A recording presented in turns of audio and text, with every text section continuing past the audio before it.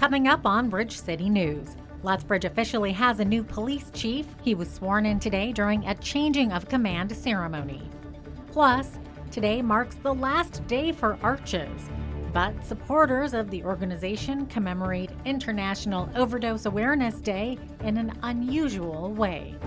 And Red Crow College welcomes students with a drive-by registration and orientation. Your nation, your province, your southern Alberta. From the heart of Lethbridge, it's Bridge City News with Jeanette Rocher. Hello and thanks for joining us. Lethbridge's new police chief has been officially sworn into duty. Chief Shaheen Medizadeh took part in a change of command ceremony at Nikayuko Japanese Garden this afternoon. He is set to take on the role of former police chief Scott Woods. BCN's Ainsley O'Reilly was there and has the details. For the first time in history, Lethbridge Police Service's change of command ceremony between an interim chief and new police chief was conducted in Lethbridge. Scott Woods, now deputy chief, expressed his excitement, while the city's new chief, Shaheen Medizadeh, says the role is a long-time dream come true. If you have a vision and you have the work ethic to go behind that, certainly anything is achievable. Yeah, absolutely. I was just jokingly earlier, I think the only person that's happier than Chief starting today is me, so I'm happy to have him here. RCMP veteran Medizadeh is the 19th chief in the history of the LPS. He shared his vision for the team. I'm not a guy to come in and try to change things, but I'm also someone who likes to look at what we are doing and how we can do it better.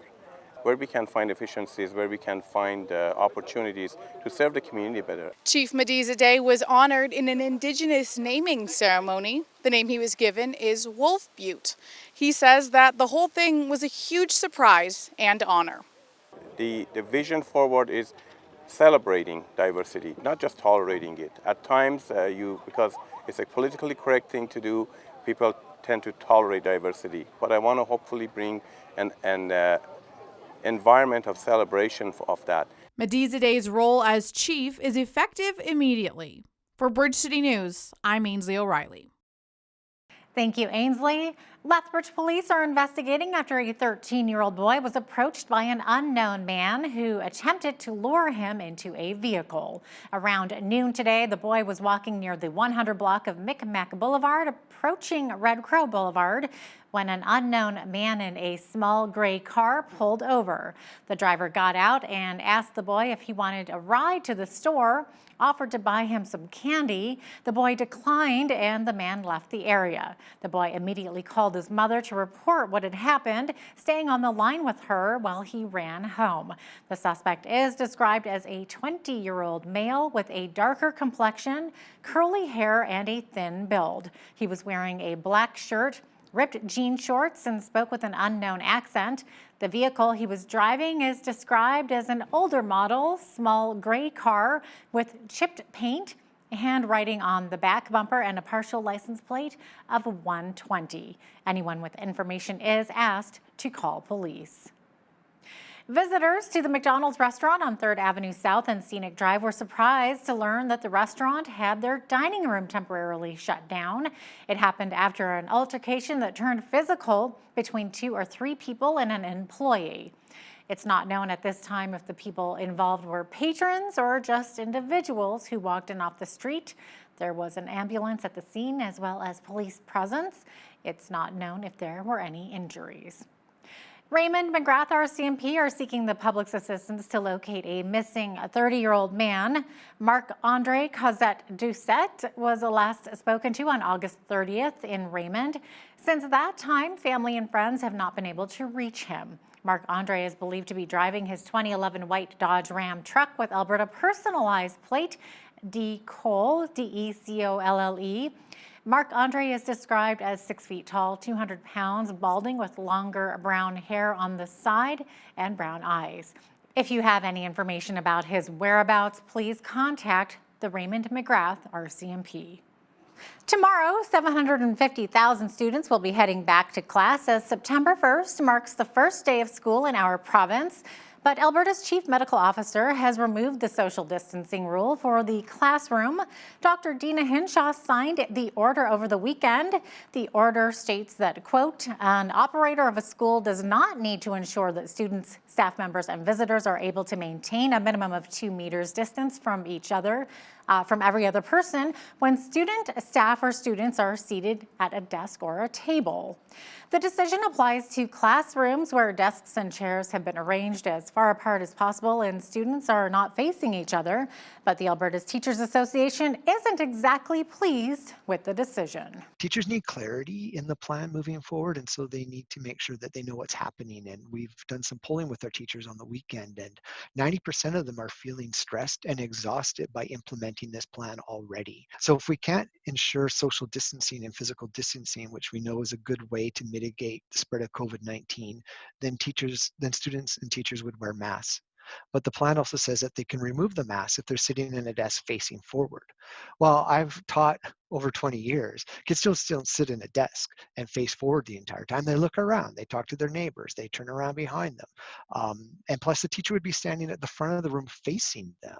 So not everybody's facing the same direction. Canada's Chief Public Health Officer, Dr. Theresa Tam, says it's important that each school has a plan to prepare for the inevitable COVID-19 outbreaks. She says that it's normal to feel stressed about the fact that many students are returning to classrooms in the coming weeks, but that planning and awareness can help ease anxiety. What you want is every school to have a plan, and for people to actually know what that plan is. That will reduce the level of anxiety. I do think that people should expect to come across cases in the school year, because this is inevitable. But to know exactly what happens when a case is identified, that should also reduce the amount of questions.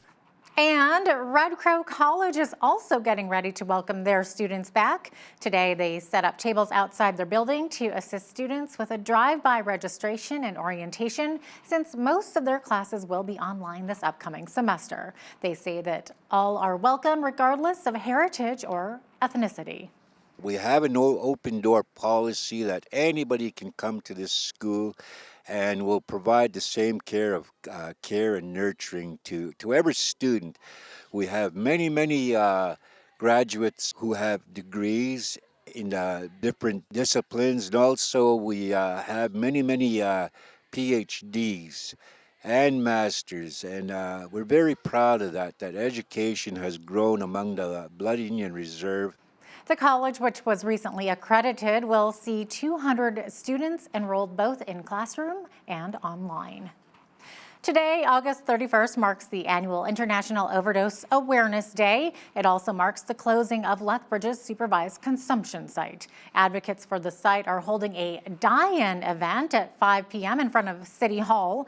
Here's what one of the organizers has to say about the peaceful rally. As a Blackfoot man, we're taught to look forward. We can take lessons from the past, and I guess what the event could bring to light is what are we going to do moving forward? Are the services being provided currently adequate to meet the needs of those that are overdosing in Lethbridge? So to work on that, being a Blackfoot individual, I got to think down the road and not worry about things that have happened. Based on the day, August 31st, International Overdose Awareness Day, to bring awareness to the overdoses that are happening around the world, but locally, the overdoses that are happening here in our own town, and bringing awareness to that and making sure that those that have died from overdoses, that their deaths aren't just skimmed over. We're going to bring masks for the people and hand sanitizers, and then I believe we're also going to have a sign-up sheet for those that attend, so that if there is an outbreak, we can track it and get in contact if we need to with AHS and give them their contact information. Meantime, Arch's operational funding officially ended today, and it closed its doors at 4:30 p.m. According to their Facebook page, the lack of funding will affect a number of programs under the Arch's banner, including the Supervised Consumption Services, Needle Debris Hotline, Virtual Opioid Dependency Program, Justice Services, Take Home Naloxone, Community Outreach Addictions Program, and the Urban Spirits Nursing nursing clinic. Arches says, quote, "We await further information regarding transition planning for these services in Lethbridge. Please know that we are working diligently with Alberta Health to ensure that our client services are transitioned." Starting on Tuesday, parking enforcement will be active again in Lethbridge, but don't worry because the bylaw won't come into effect until September 14th. Tickets won't be issued until that date, so you'll receive a warning until then. For the first 2 weeks, up until September 13th, what we're going to be doing is we're going to be writing a notice. For all vehicles that haven't paid, they'll have a notice on their windshield that just simply reminds them that as of the 14th of September, violation tickets will be issued. So there's still a little bit of a grace period that's going to be allowed for people that are parking downtown, just to remind them that it's their responsibility to pay to park to avoid a ticket. We've always had the monthly permits. So what we've wanted to do is we do know that, there's a lot of staff that are working reduced hours due to businesses not running at full capacity. So we wanted to assist and take some of the burden off of them. And so they can still continue to use the monthly areas that they were using previous to COVID, but at a reduced price. The city is encouraging people to download the Way to Park app. Price reductions on the app as well as in person. Parking will be reduced until December 31st. Canada could get access to at least 88 million doses of COVID-19 vaccines under the agreement it has signed with 4 American drug makers. A 5th deal is also in the works. Prime Minister Justin Trudeau says the government has signed 2 new agreements, one with Novavax and another with Johnson & Johnson. Trudeau says those companies, along with Pfizer and Moderna, are seeing their most recent vaccine tests showing promising results. The government won't actually buy any of the vaccines until they clear clinical trials unless they're approved by Health Canada. In the weeks and months ahead, our government will continue to take the steps needed to make sure Canada gets a COVID-19 vaccine as soon as possible. Once a vaccine is proven to work, we'll also need to be able to produce and distribute it here at home. On that front, I can also announce that we're investing over $126 million to expand the biomanufacturing facility right here at the National Research Council, Royal Mount. Rent payments due tomorrow. The Canadian Federation of Independent Business is warning too few small businesses have been able to access a federal rent relief program. It wants the government to allow tenants to directly apply for help. The program was aimed at providing rent relief to small and medium-sized businesses. This morning, the Parliamentary Budget Officer reported that it will cost just under $1 billion this fiscal year, but the Liberals had budgeted nearly $3 billion for the program. A report by the Alberta government shows some damaging numbers when it comes to our economy. Alberta Director for the Canadian Taxpayers Federation, Franco Terrazzano, says the root of the debt is the province's spending. And in Alberta, we are the biggest spending provincial government on a per person basis. We would actually spend $10 billion less every single year if our spending was in line with other large provinces. We're spending way too much. And to be frank, struggling taxpayers can't afford to keep paying for a high cost provincial government. Catch my full interview with Franco Terrazzano coming up after the business news. Prime Minister Justin Trudeau says vandalism is not the way to call for more action on racism and systemic discrimination. He's denouncing the vandals who toppled and defaced a Montreal statue of Sir John A. Macdonald at the end of a Saturday protest demanding cities cut police budgets. Demonstrators point to Macdonald's role in establishing the residential school system and his racist comments about Indigenous people. The fire in Lethbridge on August 18th altered the course of life for Emily Salmon and Brent Frame's family when their home was destroyed. Since then, the people in Lethbridge have stepped up in big ways to provide for them during such a difficult time. This past weekend was another example of how the community is generously giving back to them. 2 weeks ago, I heard the news and I seen the house burning when I was passing on the Mayor McGrath. And then I don't know the family, but the Suketu, he's a good friend of mine, and he suddenly bring up that we should help the family a little bit, whatever we can do from our side. We all live in the same community, right? And our all business is like sharing from community. We make money from community, so we want to share something back to them. at least little bit. Not, I know it's not much, but little bit we can help it out to them. The community has been absolutely amazing, especially trying to get my kids back into everyday routine, and absolutely everyone's been absolutely amazing. It's the best thing in the world, just seeing happy faces on my kids again. It's really been day by day. It's trying to keep them just occupied and keeping them happy. It's really hard to even express on how amazing people have been. And yeah, we've definitely made new lifelong friends over this. We're really just gonna take it day by day and just kind of see what happens tomorrow. That's really all we can do. For the Riopels, the spring of 2018 was a dark time for the family. It's when their beloved husband and father, Danny, took his own life. He was 39 years old. Now, Louise Riopel tells their story in hopes of saving a life. Danny wrote me his last text message at 11:41 on May 23rd. And it said, "Hey mama, I won't be able to meet you for lunch that day," because we were gonna go for lunch. And then he just said to me, he's like, "Things got really busy this afternoon at work," and that was actually quite normal for Danny's job. And I said, "That's okay, not a problem, we'll just go another time." And then he said, "Yeah, there's your gym notebook I found in my truck." He's like, "I left you a note there." He's like, "Some really cool tips on your gym idea." And then he said, "But I'll give it to you later."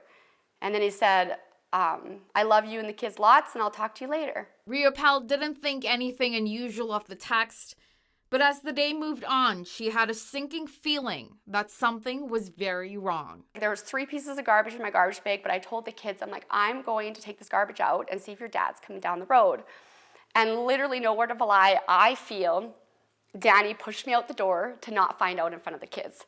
And because as I'm halfway down my walkway, I dropped the garbage bag in shock that policemen and victim services was walking up towards me. Constable Wes Olson was amazing. He told me what happened, and yeah, basically just flat out said what happened. And yeah, it's one of those things that you never want to hear, right? So it was devastating, and I just remember collapsing to my knees, and I thought it was like a nightmare. I just thought that you have the wrong family. This would never happen to us.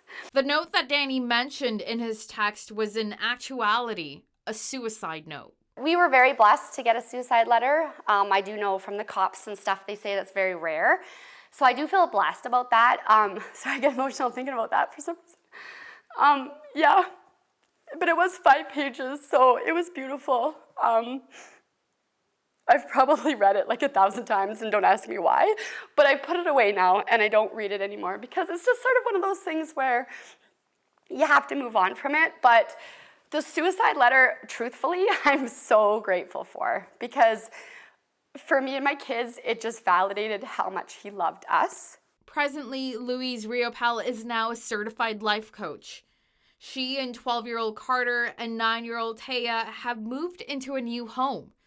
More importantly, they found healing. If you asked me the day I found out about Danny till now, if you asked me if I'd be as well off as I'm doing, I would have said no, right? But yeah, we're doing really, really good. I feel like it's taken a group effort to get us to be really, really good. But yeah, things are going great. We've done the work. We've done a lot of counseling. I've talked to my children a lot about mental health. My kids are my rock. They're my world. So I wouldn't want to not be strong for them and be there for them. And for me, it's I can cry and laugh at the same time. For me, it's you have to move on. You need to Danny is our yesterday, and today is our now, and tomorrow will be our future. And we're excited about that. However it turns out, whatever comes our way, whatever awesomeness comes our way, we know that Danny will be looking down on us, proud of us, but at the same time, we can do it knowing that we're allowed to move forward and we're allowed to be happy. Vishal Sukadia is no stranger to media publicity. The local pharmacist owns the medicine shop on the south side of town and has extended his hands to help his community in several ways. He tells us about his humble beginnings in Lethbridge, why he feels a personal responsibility to give back. I was purchasing, I still remember, I was purchasing President Choice cookies because you can get 800 gram of cookies in $1. That's what I were comparing. Like whenever I purchase something, I check how many grams is the content and how much amount it is. I wouldn't compare anything like what's the fat or whatever, because at that time it wouldn't matter. So what right now we do is we put, it is strictly, me and my wife, we put 10% of our income every month aside just for helping out people. Our main focus is to just empower the students, give money to students to help them with their education. And that's what we do here. Caregivers are an essential part of everyday living for millions of Canadians. It's an intense and high-stress job with many rewarding moments, but also many unrewarding moments. We recently spoke with Peter Rosenberger, host of the weekly radio show Hope for the Caregiver, who says in many instances, caregivers have a hard time separating themselves from the one they care for and need to remember to self-care. Ask a caregiver, how are you doing? They say, well, she had a bad night, or I'm not doing, she had a bad night, or he's had a bad night, or we're not doing so well. They struggle with saying I. And so what I do on my show, when I have a caller that calls, it's a live show, and I always ask, how are you feeling? And it's amazing how many times they have to start and reposition again to be able to go back and say, I'm tired, I'm scared, I'm just hacked off. Catch that full interview with Peter Rosenberger coming up in the second half of our show. Lots of sunshine over the next day or so, but we could see some showers by midweek. We'll have a full look at the weather forecast coming up right after the break. Stay with us. And welcome back. Here's a look at our Lethbridge weather tonight. Clear skies. We should see some partly cloudy skies though overnight. A west wind gusting to 50 kilometers per hour at times. Overnight low tonight 12 degrees. Into tomorrow, a mix of sun and cloud. We could see that westerly wind gusting to 60 at times. 24 is the high. It's going to feel like 26 with that humidex. And then our overnight low on Tuesday evening, 15 degrees as the kids head back to school tomorrow, of course. We could see a chance of showers though on Wednesday with a high of 18 degrees. Then the temperature is going to climb to 23 for Thursday, back to sunshine for Thursday and Friday. And look at that temperature on Friday. It's going to rise all the way up to 31 is the expected high for Friday. And then we're going to see 25 for Saturday with a mix of sun and cloud. And then we're going to drop a little bit more to 17 degrees as our high on Sunday with also partly cloudy skies. So as you can see, the temperature is rising and falling quite a little bit this week. The average high for this time of year, 23 degrees according to the almanac. 8 degrees is the average low. 37 was our high temperature on this day back in 1991. And in 1994, we experienced our coolest temperature on this day, which was 0. 6:46 was when the sun rose this morning, and our one-day evening sunset will be at 8:17 p.m. as we're certainly seeing those days get shorter and shorter. So let's take a look at what's happening across the country tomorrow as far as highs. Victoria's high tomorrow 22. 21 expected in Vancouver, mix of sun and cloud on that coast. Also partly cloudy skies tomorrow in Calgary with a high of 20. Same thing for Edmonton, although they will see some clear skies. Clear skies also expected tomorrow in Regina with a high of 22. As temperatures are staying pretty consistent across the prairies, mix of sun and cloud tomorrow in Saskatoon, high of 21. 20 is the expected high tomorrow in Winnipeg. They could see some afternoon showers rolling in with a risk of a late afternoon thunderstorm. Same thing for Toronto, although they're high 27 degrees. 25 is the high in Ottawa with a mix of sun and cloud, partly cloudy skies also expected tomorrow for Montreal with a high of 25 degrees. Now, as we look further into Atlantic Canada, 21 the high for Fredericton. Same thing for Charlottetown with mainly sunny skies. Sunshine expected in Halifax tomorrow with a high of 22 and 16. The expected high in St. John's, Newfoundland with a 40% chance of showers tomorrow. There you go. That is your forecast. Canadian auto workers have voted to approve strike action against General Motors, Ford, and Fiat Chrysler if needed in their contract negotiations. Unifor began formal contract talks with the automakers on the 12th of this month. Sometime next week, the union says it will announce which automaker it will designate as the strike target. Vancouver is losing one of its major tourist attractions for a while because of the financial damage from COVID-19. The Vancouver Aquarium is closing to the public, putting its programming on pause. Aquarium operator Ocean Wise says in a news release, the decision was made in response to one of the most financially challenging times in its 64-year history. It says ticket sales have declined almost 80%. And now here's a look at today's markets. The TSX was down 191 points to 16,514. The Dow was down 223 points to 28,430. The S&P 500 was down 770 to 3,500, and the Nasdaq was up 79.83 to 11,775. Oil was down 36 cents to 42.61 per barrel. Natural gas was down 3 cents to 2.63. Gold was up slightly to 19.67 an ounce. Silver was unchanged at 28.14 an ounce. Wheat is at $211 per metric ton. Barley is at $200. Canola is at $500. And corn is at $238 per metric ton. Live cattle were up 40 cents to 105.30. Feeder cattle were up 45 cents to 140.63. Lean hogs were down 50 cents to 53.60. And the Canadian dollar was up slightly to 76.66 US. Recapping one of our top stories, this afternoon, Lethbridge's new chief of police was sworn into duty. Chief Shaheen Medizadeh took part in a change of command ceremony at Nikahiko Japanese Garden. He's set to take the role of former police chief Scott Woods.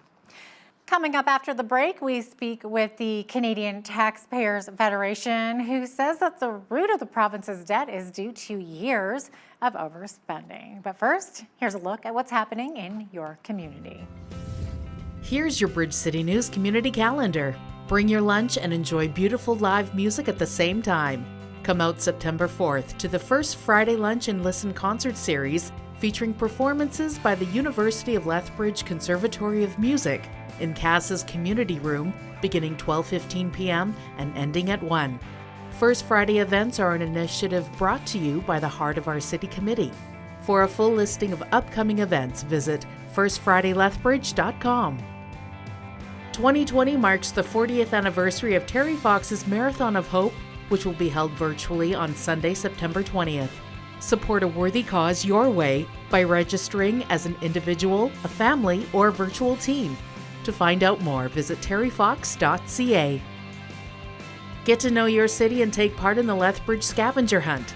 Download the Let's Roam Scavenger Hunt app, lace up your walking shoes, and head out with family to discover the best landmarks in Lethbridge. Put your navigation skills to the test while enjoying the journey at your own pace.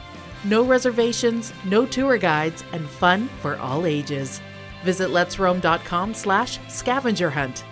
And that's your Bridge City News community calendar.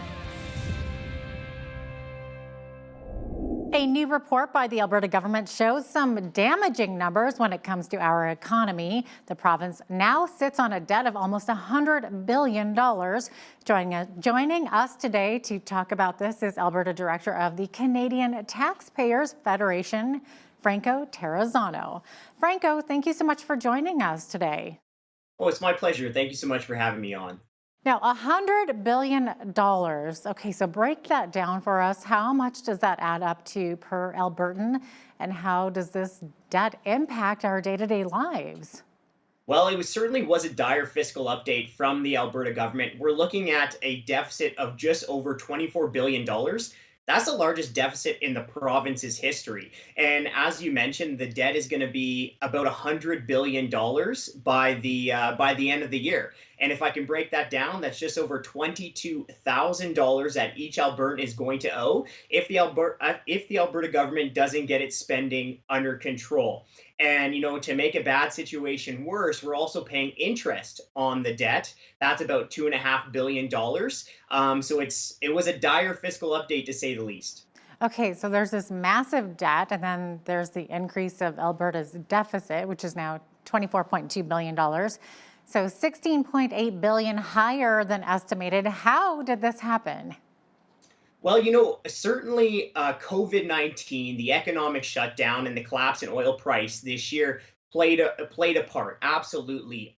But the roots of this problem were planted years ago. I'm sure many Albertans remember when former Premier Ralph Klein held up that paid in full sign to symbolize a debt-free Alberta.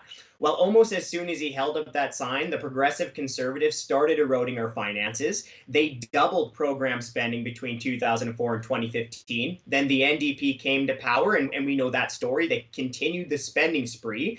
The NDP were actually so fiscally irresponsible that they increased taxes, and they still racked up tens of billions of dollars in debt.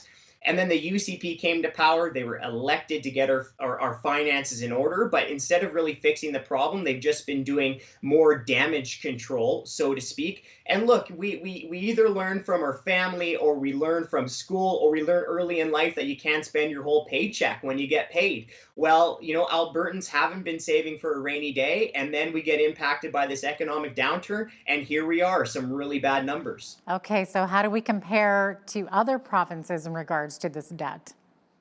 Well, I mean, all provinces right now are experiencing some trouble. Obviously, the federal government debt is ballooning, deficit ballooning. But one of the key things in Alberta that I think all taxpayers need to keep a close look on is government spending. And in Alberta, we are the biggest spending provincial government on a per person basis. We would actually spend $10 billion less every single year if our spending was in line with other large provinces. We're spending way too much. And to be frank, struggling taxpayers can't afford to keep paying for a high cost provincial government. Right. How much did the COVID-19 pandemic impact Alberta's businesses? Oh, it's certainly been impacting businesses. It's really unfortunate, but we hear about so many businesses, especially so many small businesses who are just worried about getting their staff back to work, who are just worried about whether or not they're really going to be able to recover. And likewise, we've been hearing from so many families as well, right? Struggling, worried about their life savings, worried about their grocery bills, getting the food on the table. And that's one of the reasons why we're so adamant at the Canadian Taxpayers Federation that tax hikes to pay down the deficit and the debt have to be off the table. There's no way that families or businesses can afford higher taxes right now. Yeah, it's been really heartbreaking hearing some of the stories. Absolutely. Okay, so what about revenue? Should the government be thinking about increasing taxes? No, the government cannot be increasing taxes. It just absolutely cannot. And if there is a silver lining here for taxpayers, there's been a lot of bad news, but maybe a silver lining is that our politicians are understanding that fact. Premier Kenney was absolutely right when he said he can't imagine a dumber thing to do than to hike taxes. And, Premier Kenney and Prime Minister Justin Trudeau, it doesn't seem like they always agree on much, but they agree on this point because the Prime Minister has also said that the feds are not going to be increasing taxes. And if you want to look at the revenue, well, you got to get the economy going again. You got to attract investment. You got to get businesses firing on all cylinders. You got to get workers back to work and spending money. And increasing taxes is not going to help the economy. Okay, so like you said, little silver lining there at least. So where specifically does the government need to make its cuts then? Well, I would say there's four places. First, you gotta get the little things right. Before you can get the big things right, you gotta get the little things right. And that means keeping office expenses, politicians' expenses, travel expenses, you gotta keep those under a microscope. Number two, and I would say this is low-hanging fruit, is you gotta scrap corporate welfare. That's government subsidies to businesses, loans, loan guarantees, stuff like that. And Premier Kenney in the past and United Conservatives as well have been saying you got to get government out of the losing business of business. You can't have government picking winners and losers. It's very costly. It's very risky for taxpayers. But unfortunately, we're seeing the United Conservatives announce new subsidies for petrochemical subsidies, announce more funding, giving tax dollars to venture capital funds. That can't be happening. And third, you have to address the cost elephant in the room, and that's growing labor costs in government. To be frank, there's no way you balance the budget and begin paying down the debt unless you take some air out of ballooning government labor costs. And not only is it needed, it's warranted because so many Albertans outside of government have been hit hard over the last 5 years with layoffs, with pay reductions. Many are still underemployed. And it's not fair to ask taxpayers, struggling taxpayers, to keep paying for a bloated bureaucracy. And finally, we have a $10 billion spending problem. So you have to take the macro approach. There's no reason when we're running an inefficient provincial government where we can't find savings in every single department. So when you're talking labor costs, do you think that salaries are too high or there's just too many government employees?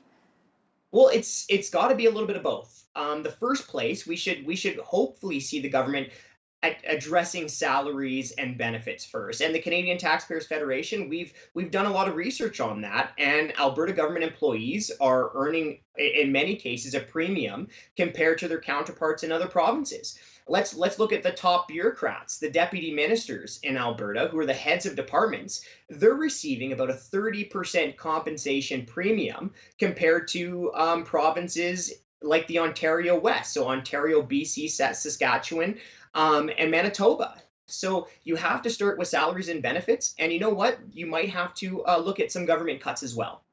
Okay, so you talked about the need to grow the economy. How does the government do that? Well, Premier Jason Kenney's got to get back to basics, and he's got to go through the economic strategy that he sold to Albertans and that Albertans voted for. And there's a few core principles. Lower taxes. He deserves credit for reducing the business tax to 8%. That's going to help our economy. That's going to help attract investment. Then you got to cut red tape. That's a no-brainer. And finally, that third pillar is you have to push back against damaging federal policies, like the federal carbon tax, like the No More Pipelines law, like the discriminatory tanker ban. We've got to get our energy industry back and firing on all cylinders again. But it's not just the province. We need all hands on deck. We need municipalities across Alberta to tighten their belts to lower property taxes. And then we need the feds. The feds need to play ball because right now the feds have got a regulatory noose around our economy. So we need all three levels of government to be on deck here to be controlling spending and lowering taxes. Okay, so in your opinion, how long will it take for Alberta to get back in the black? Well, it's difficult. I don't have a crystal ball, and you know what? There's probably many politicians, not just in Alberta, but across Canada, who are struggling with that very thing. Now, we did hear the government of Quebec say that they plan on balancing the budget without increasing taxes by 2025. We saw pretty quickly after the fiscal update was released by the Alberta government, UCP MLA said he wants it to balance the budget by, I believe he said 2024. But I'll tell you right now, it's difficult to give a exact date, but the quicker we can do it, the better, because we really don't want to exacerbate the problem. We really don't want to increase the debt tab, and we really don't want to see our interest costs going up. Yeah, that's right. All right. Now, do you think that the Alberta government did enough to help Albertans and the economy? Well, they have done some good things, like lowering the business tax, like making Alberta one of the most attractive business tax systems in all of North America, not just Canada. That's the good stuff. But there's been some bad stuff too, right? The Alberta government has, as I've been saying, they've been spending wasteful money on corporate welfare programs. They introduced another petrochemical subsidy. We already had one before that was costly. So that's the bad news. And I've said some good, I've said some bad, and here's one more thing that Premier Jason Kenney needs to do. Families need income tax relief as well. So he needs to look at lowering personal income taxes. But the only way that he can do that without increasing the deficit is he's got to really tighten the belt and really cut spending. Yeah. Franco Terrazzano, Alberta Director of the Canadian Taxpayers Federation. Thanks so much for joining us today. Oh, thank you so much for having me on.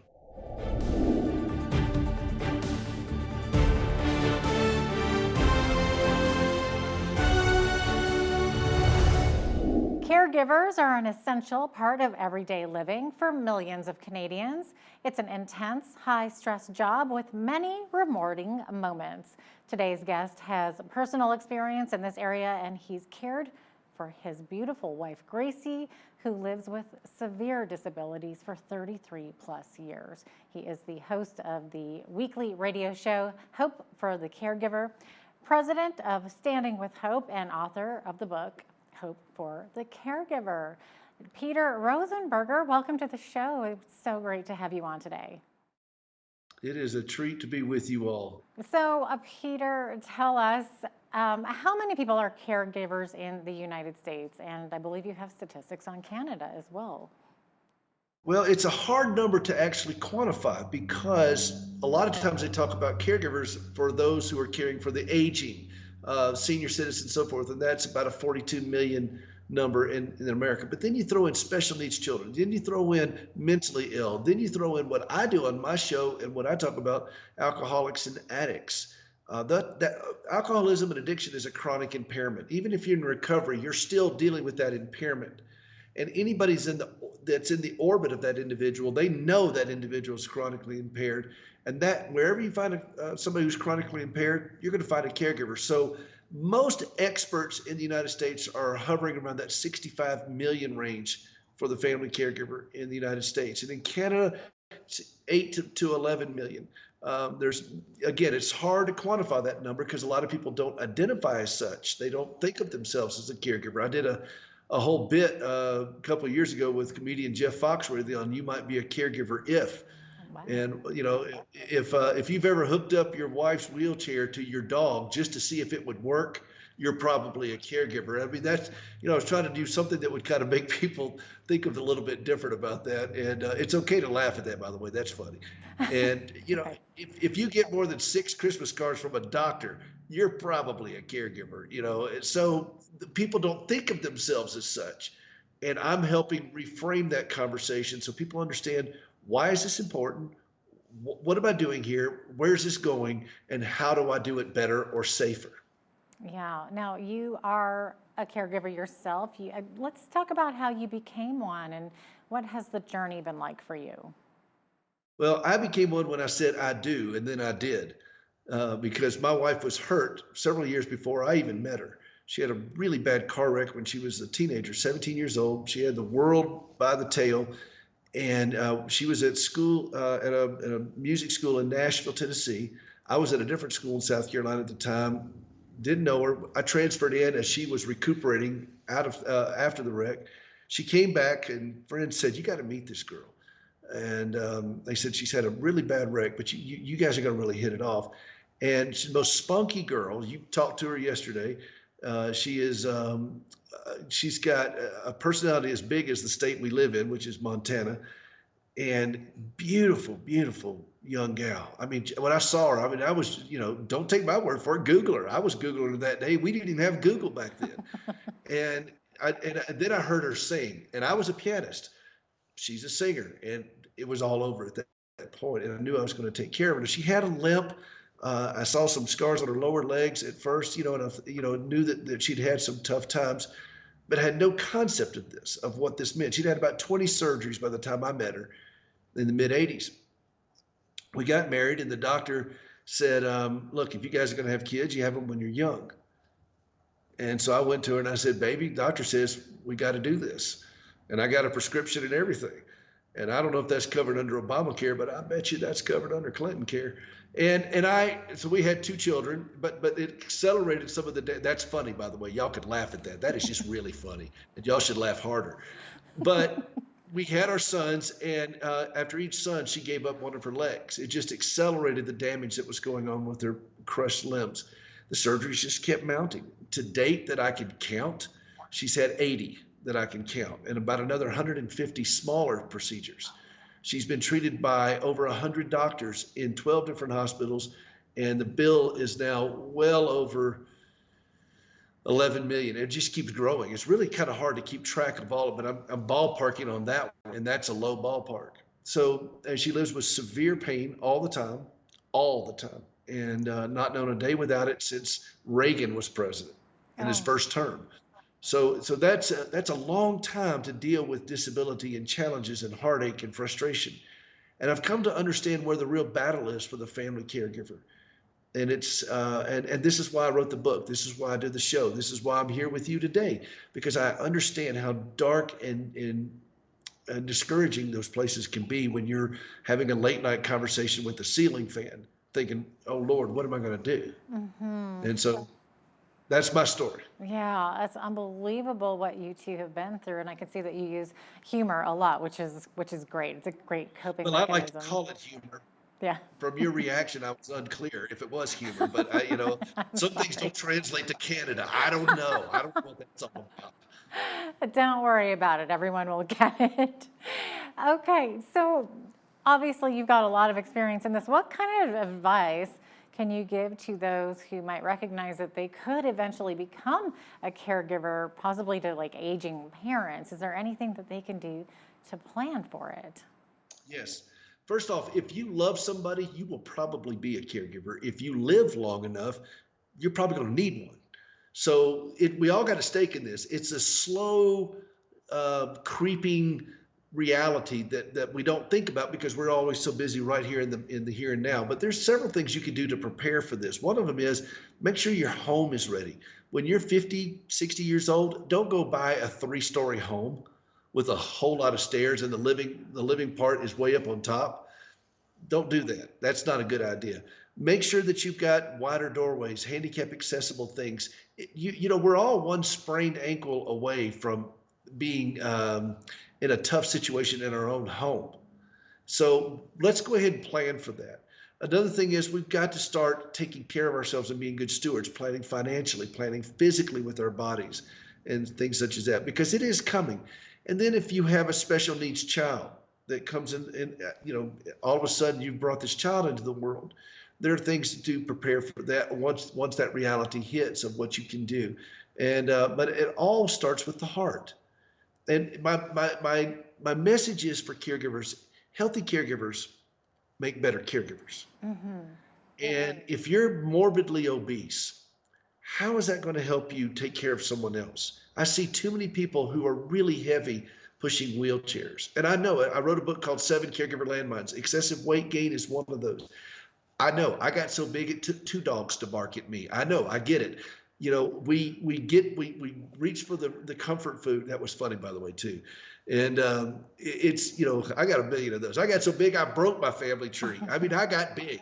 And I understand that, but we've got to dial that back in. But the heavy weight that we really carry is not around our waist, it's around our heart. And so what I do is try to speak to that heart of the caregiver to let them know, number one, if you're in this situation right now, which there are millions of people in Canada dealing with this right now, you're in this situation now, hey, you know what? You didn't cause it, you can't cure it. Yeah. Okay? Yeah. That's not yours to fix. You're a steward of this. Now, we don't talk about stewardship a lot in our society. I don't know what you guys do up there in Canada, but in America, we're $24 trillion in debt. Stewardship is clearly not on the top of mind of everybody in America. And we got people burning down our cities and everything else. Stewardship is not where our headspace is. But for caregivers, that's where it has to be. It really has to be for all of us, but I'm just going to focus on caregivers. Mm-hmm. We are stewards of somebody who is suffering or impaired or struggling. We are not owners or fixers. That's the big thing to keep in mind. You can't fix these things. I don't have any power over amputation. My wife's lost both legs, and her body is orthopedically a train wreck. I have no power over that, but I have a lot of power over being a jerk. Absolutely. That's right. I got a lot of power over that. And so that's where the battle is for us as caregivers. Can we live peacefully with things that we don't particularly like? Right. Now, in your book, you use 3 positive words for high stress moments. They are wait, water, and walk. What do you mean by that? Well, you know, I never have to make amends for something I didn't say. You know, and sometimes we are so quick to blurt out some stuff and we want to jump into it. And for us as caregivers, you know, we're often required to learn to bite our tongue and enjoy the taste of blood, you know, because we want to pop off and say things. Just wait, just breathe, just take a deep breath, 4 seconds in, 8 seconds out, and calm yourself down. If that's not enough, drink some water. A lot of times we reach for sodas or high sugary drinks or whatever. Please, for all that is good in this world, avoid drinking things like Red Bull as a caregiver. It is not good for you. And we don't need to be so amped up. Our life is like this anyway. So drink some water, drink to think. We need to hydrate, and water gives us a chance to get our blood pressure down. Also, it fills our mouth with something besides words. We don't always have to go to every fight we get a ticket to. They're going to say things or family members are going to say things, or doctors or nurses, or somebody's going to say to pastors, church people. come up to you. Well, if you had enough faith, you wouldn't be going through this. Well, they don't say that to me anymore. I'm a second-degree black belt, so I usually know how to deal with that kind of nonsense. And I'm helping help people get better theology in this too, because we got really terrible theology when it comes to suffering. But drink, okay? Just drinks. Let me clarify. Drink water. Let me just clarify that. Don't drink red wine, is what you're saying. And the last thing is go for a walk if you need to. Weight, water, walk. You don't have to engage on all these things. It's okay to let some of this go. That's interesting. It's good advice, too. Now, in your book, you also mentioned that there are 6 major impact areas affected by caregiving. What are they? Well, you got your health, your emotions, your lifestyle, your profession, your money, and your endurance. You put it all together, it says, help me. And that's the cry for us as caregivers. All of these things are affected, but it starts with your heart. If your head and heart are squirrely, guess what? Your wallet will soon follow. If you are a train wreck in your darkest places in your heart, guess what? Your body will soon be that way too. It's just, and so if you can detangle this stuff in the heart, then we give every part of our living existence a fighting chance in dealing with these realities. So that's where I focus, but it's always about help me, not help us, not help her, help me. Mm-hmm. Because if I'm in a good place, my wife, who has all these things going on with her, has a fair shot at having some things help with her. But if I'm in a bad place, what's going to happen to her? Yeah, it's almost like the caregiver needs a caregiver sometimes, right? It sounds like such a hard job. I don't give a lot of instruction to my fellow caregivers on the air or anywhere else. What I try to give is reminders, because I think that's where our battle is. You can't tell me how to take care of my wife. I can't tell you how to take care of your family member, but we can remind each other of where safety is. In the Army, sometimes the leader is the guy that remembers where the Jeep is parked, you know? And we can remind each other of where safety is. Have you seen your doctor lately?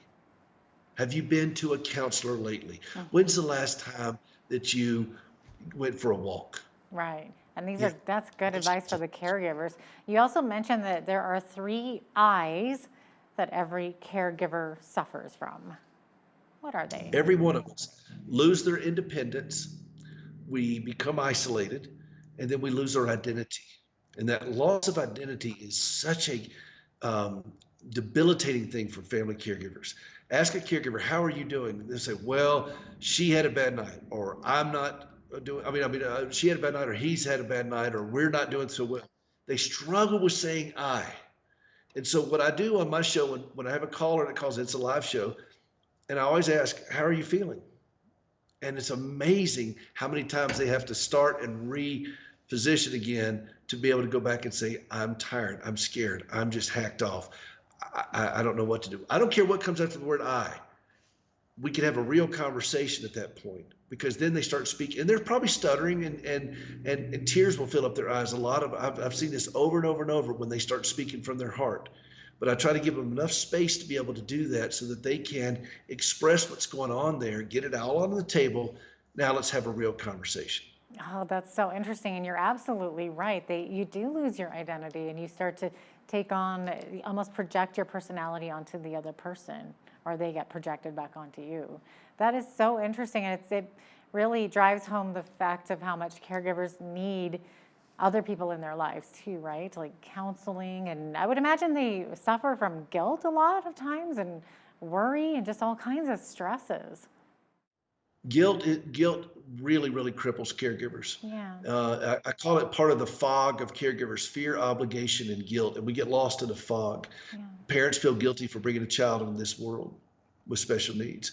You feel guilty if your loved one can't get up and go and just stand up and take a shower.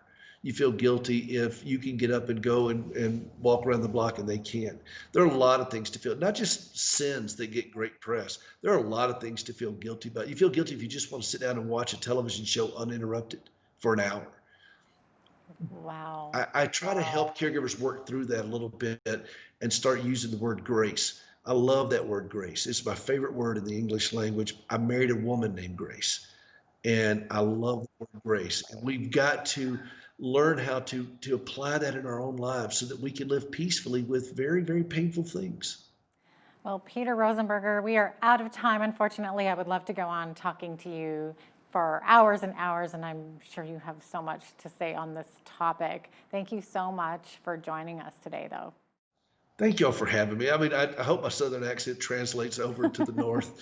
But thank you. You'll probably use subtitles, but thanks for having me. Not at all. Thank you so much. That was Peter Rosenberger, president of Standing with Hope and the author of the book, Hope for the Caregiver. On behalf of all of us here at BCN, thanks for watching.